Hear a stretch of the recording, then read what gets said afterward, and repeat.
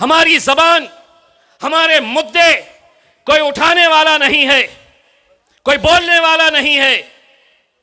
असदुद्दीन अवैसी साहब पार्लियामेंट के अंदर जब खड़े रहते हैं और बोलते हैं, जिस दिन असद साहब का बोलने का वक्त आता है, अख्तर भाई कई मर्तबा मैंने, राजद के भी एमपी मेरे पास आते हैं, जेडीयू के भी एमपी आते हैं, कांग्रेस वाले भी आते हैं, और हद तो यह है कि बीजेपी वाले भी आकर मुझसे पूछते हैं, आज बोलेंगे साहब, आज बोलेंगे? तो हाँ बोलेंगे। आज काय पे बोलेंगे? मैं बोला आज बोलेंगे कम, तुम्हारी बजाएंगे ज्यादा। बैठो सुनो, बहुत मजा आने वाला है, कैसा धुलाई करते हैं करके। अकेला बहुत हिम्मत लगती है मेरे भाइयों, बहुत हिम्मत लगती है कि 543 का ऐवान, उस ऐवान के अंदर अकेला अल्हम्दुलिल्लाह बैरिस्टर असदुद्दीन अवैसी पिछले 20 सालों से तुम्हारी आवाज बनकर तुम्हारे लिए लड़ाई लड़ रहा है। मैं सोचता था कि आखिर असद साहब को हिम्मत कहां से मिलती है, अकेले इतने बड़े ऐवान के अंदर। आपको जब देखता हूं तो मुझे यह एहसास होता है असदुद्दीन अवैसी साहब को यह हिम्मत यहां से मिलती है मेरे भाइयों, यहां से मिलती है। तुम यहां पर राना को ताकत दो, असदुद्दीन अवैसी पार्लियामेंट के अंदर और डट कर खड़े रहेगा। तुम यहां पर राना को जिता कर लेकर आओ, यह जीत राना की नहीं होगी, असदुद्दीन अवैसी के उन ख्वाबों की ताबीर होगी जो पिछले 20 साल से देखते आए हैं। सारी कोशिशें चल रही है, नहीं मजलिस ने नहीं जीतना चाहिए, मजलिस यहां पर अपने कदम नहीं जमाना चाहिए। जिस जमात के बारे में कहा जाता था कि ये सिर्फ मुसलमानों की जमात है, इनका सिर्फ एक एमपी हैदराबाद से है, कई सारे लीडर महाराष्ट्र में आकर बड़े बड़े भाषण ठोकते थे। जब एमआईएम मजलिस महाराष्ट्र के अंदर आई, कहते थे कि ये इकलौता एक एमपी है, जिंदगी भर एक ही रहेगा। उन्हें क्या मालूम था कि यहां के नौजवान बुजुर्ग, मेरी माएं और बहनें मुझे वोट नहीं दिए, लेकिन मेरी कामयाबी के लिए अल्लाह के सामने सिजदे किए थे, जिसकी वजह से आज असदुद्दीन अवैसी साहब पार्लियामेंट में अकेले नहीं बैठते हैं, उनका भाई इम्तियाज जलील भी जाकर उनके साथ बैठता है। और नतीजा क्या हो गया, जब असद साहब जब भी खड़े रहते थे तो कोई तो भी एक आध चिल्लर खड़ा हो जाता था, कोई तो भी चिल्लर खड़ा रह के कुछ तो भी बोलता था। अब असद साहब जब बोलते हैं तो उनका भाई पीछे जाकर बैठता है, और कोई भी पाकी पिंगा खड़ा हो जाता है कुछ बोलने के लिए तो उनका असद भाई का भाई पीछे से बोला, अरे चल बैठ रे बैठ। बस यही तकलीफ।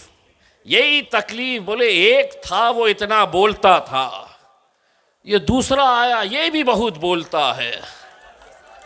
अब उनको ये क्या मालूम है कि तीसरा जो किशनगंज से आने वाला है वो कितना बोलता है। आज ये कहा जा रहा है ना, मोदी साहब ने पार्लियामेंट के अंदर खड़े रह के बोल दिए कि इस बार भारतीय जनता पार्टी और उनके दल अब की बार 400 पार। अच्छा 400, हमें 400 200 300 नहीं चाहिए।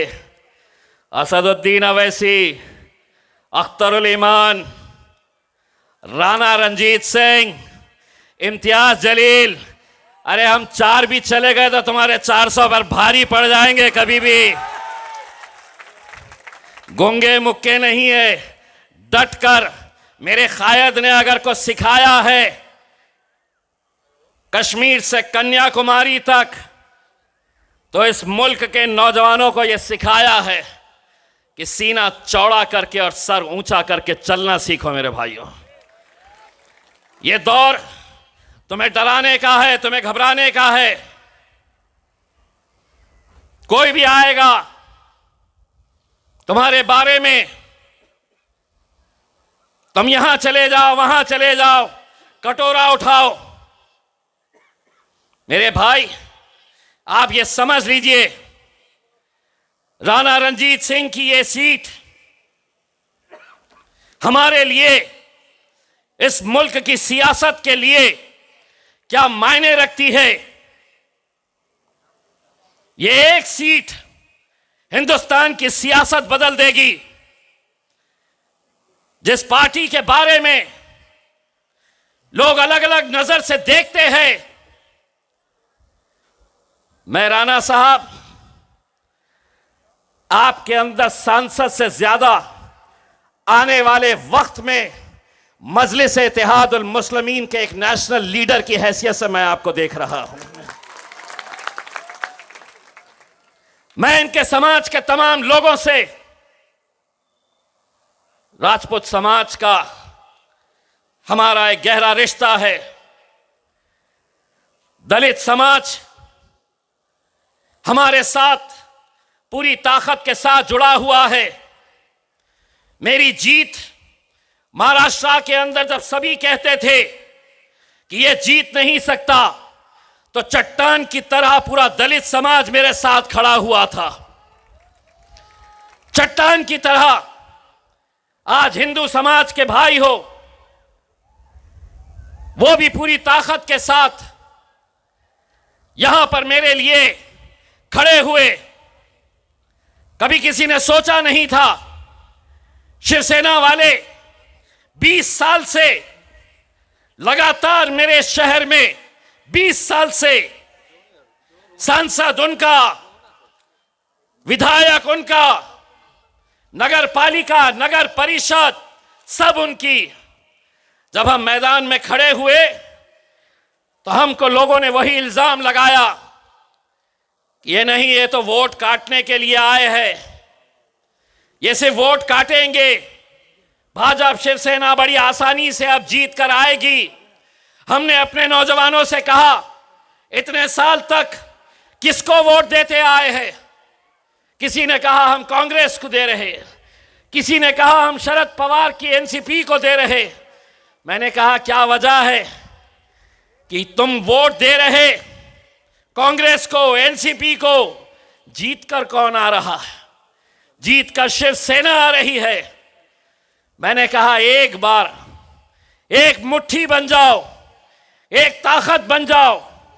मैंने लोगों से कहा अगर 3 लाख वोट लेकर इम्तियाज जलील अगर हारता भी है तो उस हार में भी मेरी जीत रहेगी, क्योंकि 3 लाख लोगों को मुत्तहिद करने का मैंने काम किया है।